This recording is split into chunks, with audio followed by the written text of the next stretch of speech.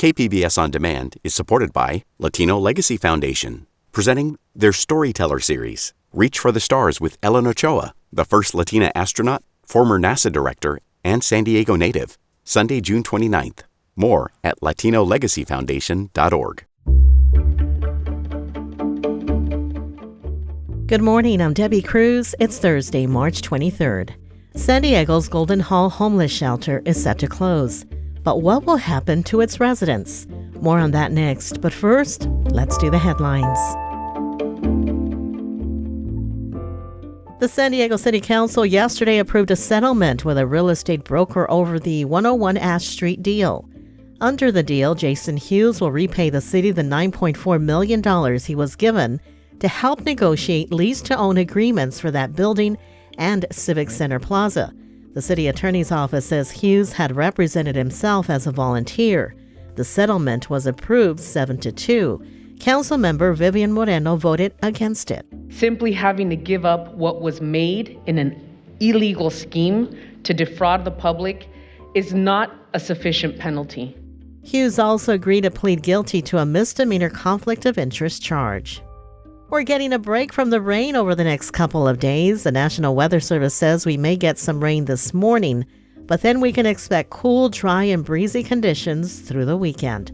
The rain will return when yet another storm moves in next week. SDG&E customers get a chance to weigh in today on the utility's $3.6 billion rate hike request. SDG&E customers blasted the utility at 2 virtual hearings set up by California regulators earlier this year. They question why the company should be allowed to raise rates after customers struggled to pay their bills this past winter as natural gas bills soared. The in-person hearings are at 2 and 6 p.m. today at the Sherman Heights Community Center. Regulators want public input on the utility's request to increase the amount of revenue SDG&E can collect from 2024 to 2027. The utility is asking to charge customers an additional $450 million in the first year. From KPBS, you're listening to San Diego News Now. Stay with me for more of the local news you need.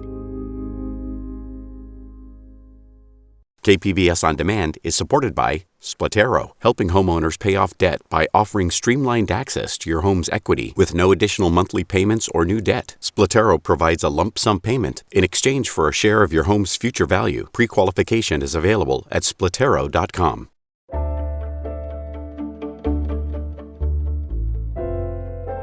San Diego's Golden Hall has been a shelter for hundreds of homeless people since 2019. But that's about to change. Reporter Jacob Ayers says it's set to close, but a majority of its residents don't know where they'll go next. The city-owned shelter has been operating under a temporary permit for roughly 4 years and is run by Father Joe's Villages. Now it's set to close, and new locations will have to be found to house hundreds of people experiencing homelessness. That's putting some of the roughly 500 residents, like Kevin Graves, on edge. He's been there for 6 months. It's a travesty. You have numerous homeless people here in San Diego, yet and still they justify closing a place that has reached out to a lot of people and helped a lot of people. A City of San Diego spokesperson told KPBS there's no hard move-out date, and the families at Golden Hall will move into a new shelter in Barrio Logan later this spring. But the city is still looking for shelter options for the adult men and transition-aged youth. Everyone will continue to be sheltered at Golden Hall until other options are found to make sure no one will be sent onto the streets. Jacob Ayers, KPBS News. Homeless advocates and medical professionals gathered outside of Scripps Mercy Hospital yesterday to denounce what they say is ongoing patient dumping for people who are unsheltered. They say hospitals across the city of San Diego continue to prematurely discharge homeless and poor patients despite a 2018 law known as SB 1152, which was meant to address the issue. Housing for the Homeless member Vanessa Davis says it's contributing to deaths on the streets. The practice of hospitals inappropriately releasing homeless or indigent patients to the streets without proper screening or stabilizing treatment, often inadequately clothed, without safe transport or a realistic plan for self-care. Unfortunately, this is still happening today. In a statement, Scripps Health says they comply with all provisions of SB 1152 and that they ensure all patients are safe to leave the hospital before being discharged. Housing for the Homeless leaders are requesting state lawmakers hold hearings and review the law's effectiveness. In other health-related news, a new analysis shows there are 60,000 nursing vacancies across the state, making it one of the most in-demand jobs. Health reporter Matt Hoffman says local hospitals are feeling the pinch. The American Hospital Association says an older healthcare workforce, a surge in retirements, and pandemic burnout is driving a nationwide caregiver shortage. Doug Levine is UC San Diego Health's Director of Talent Acquisition. He says they currently have just over 200 open nursing positions. That's about a 7% vacancy rate. He says there's also a need for occupational therapists, surgical techs, and other support staff, including food service workers and custodians. Last year, in the calendar year 2022, we increased the size of our nurses and medical staff by 6%. That's huge. But my patient population grew by more. When it comes to recruitment, Levine says there's options including sign-on bonuses and covering relocation costs. Matt Hoffman, KPBS News.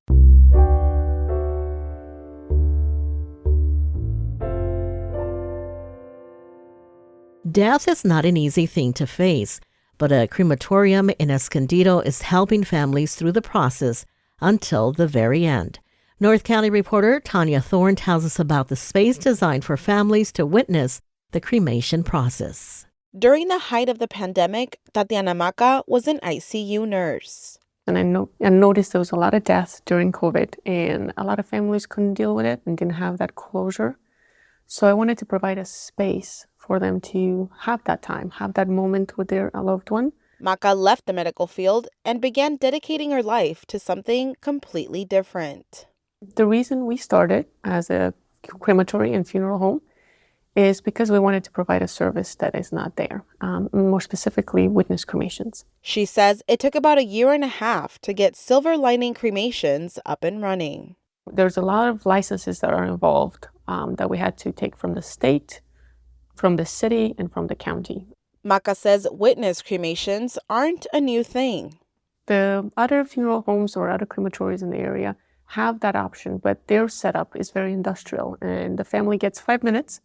And they're around, they don't have a quiet space. They don't have a place to say goodbye. It's a very quick, here we go, the body's getting cremated, and that's it. But the space at Silver Lining Crematorium was designed with witness cremations in mind. Space in front of the retort or cremation chamber allows for families to be a part of the cremation process in their own ways. We've had Buddhist monks, we've had Hindu priests, we've had Catholic priests in here doing rosaries.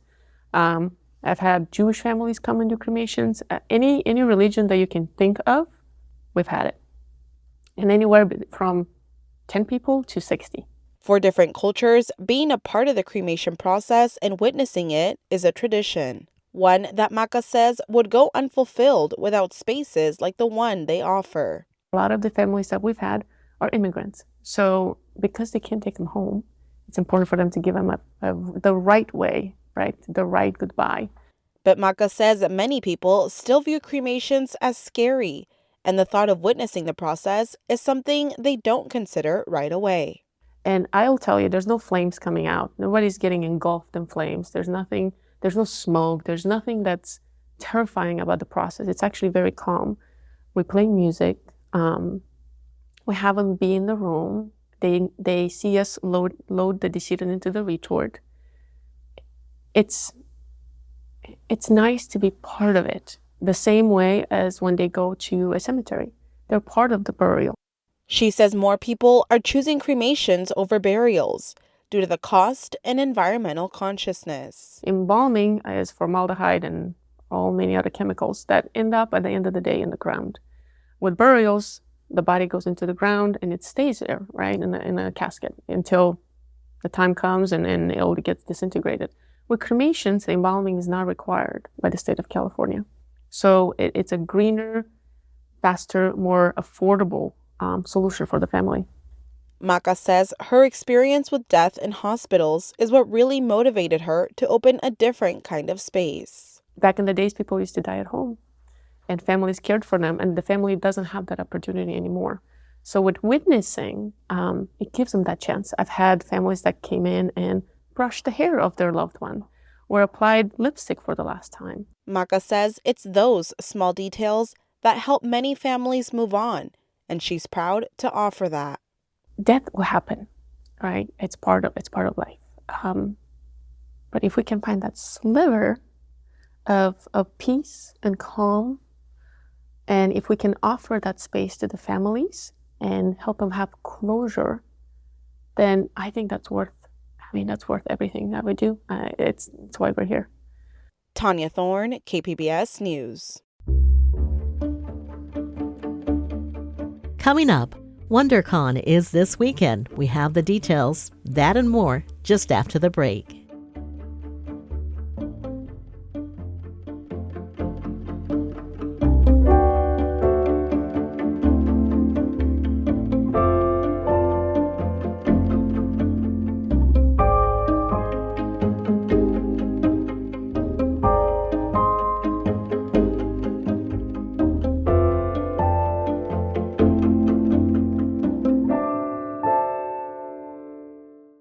KPBS On Demand is supported by the San Diego County Toyota dealers, presenting the new 2025 Camry with refined design and performance. Visit your local Toyota dealer to learn more about all the features the new 2025 Camry offers. The San Diego County Toyota dealers. We make it easy.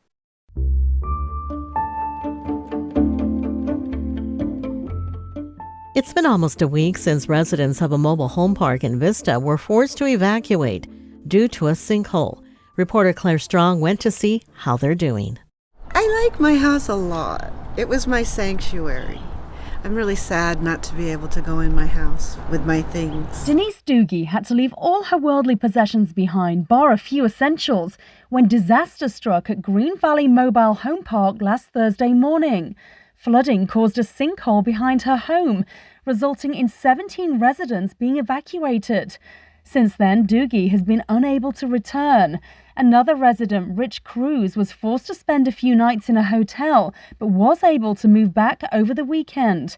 He's now worried about the financial impact this could have. My finances aren't great, and the possibility of me being able to sell my home anytime soon are dim at the moment.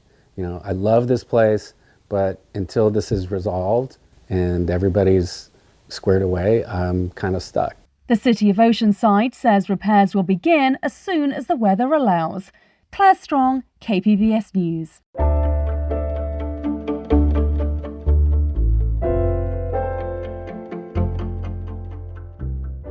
WonderCon Comic-Con Sister Convention takes place tomorrow through Sunday at the Anaheim Convention Center. It offers everything that Comic-Con does, but on a smaller, less crowded scale, with badges even available at the door. Here's arts reporter Beth Accomando speaking with attorneys Josh Gilliland and Stephen Chu of the Legal Geeks, who are on panels at WonderCon this weekend. Josh, you will be having a couple of panels at WonderCon this weekend. But before we talk about the panels, explain what Legal Geeks is all about. So we started the Legal Geeks in July of 2012, and our mission is to use pop culture to help people understand the law. Now, there's a double purpose for this because we're all geeks. We're watching TV shows. As lawyers, we are trained to issue spot. It's hard to turn it off.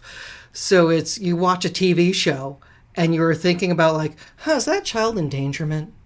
Like, would that marriage be valid? So like, those are the type of things that lawyers think about while watching TV shows, or at least I do. And Stephen, what attracted you to getting involved with this? It is everything that Josh described. You're going back to sort of the fun you had as a child. I have so much fun doing this with other people who love it.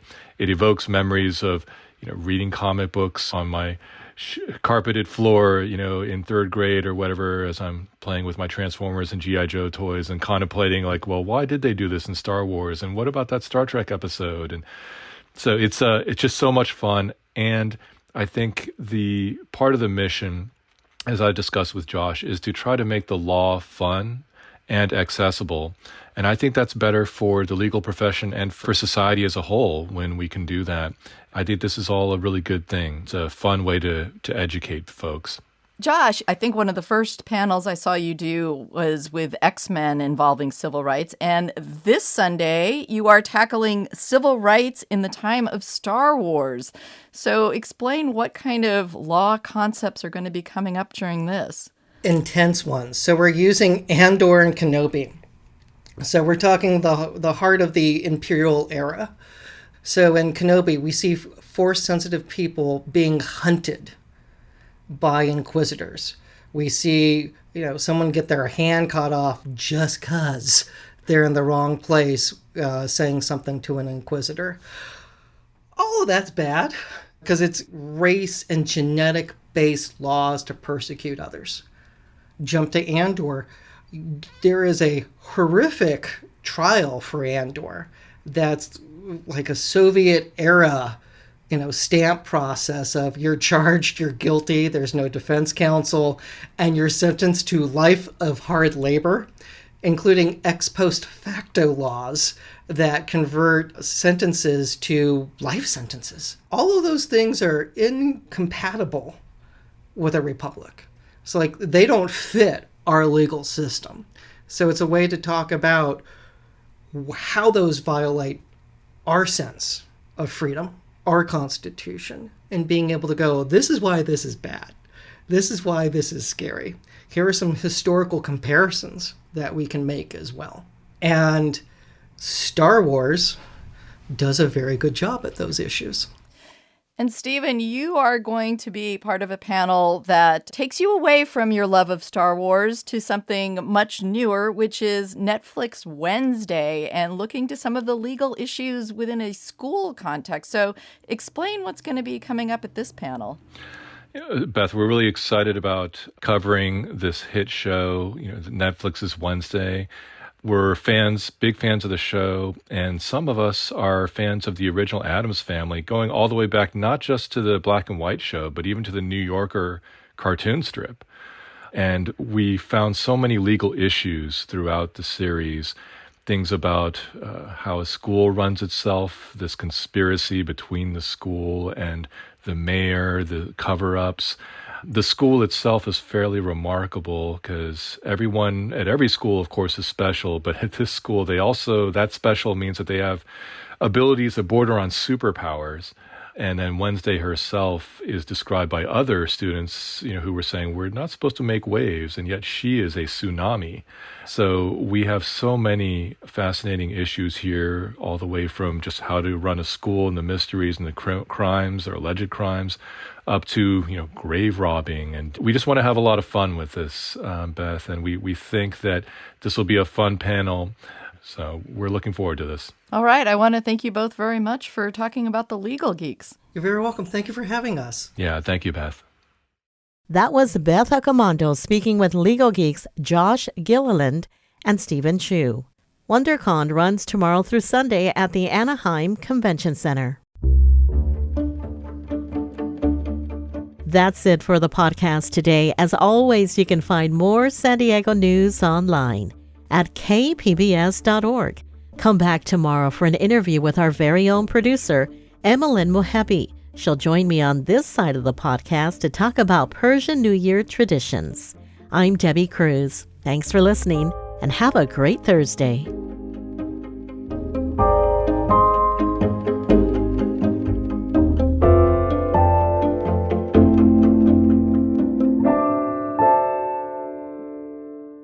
KPBS On Demand is supported by Paint Care, offering households and businesses in California more than 800 leftover paint drop-off sites for recycling. Quantities of 100-plus gallons of paint may qualify for a large volume pickup. Learn more at paintcare.org.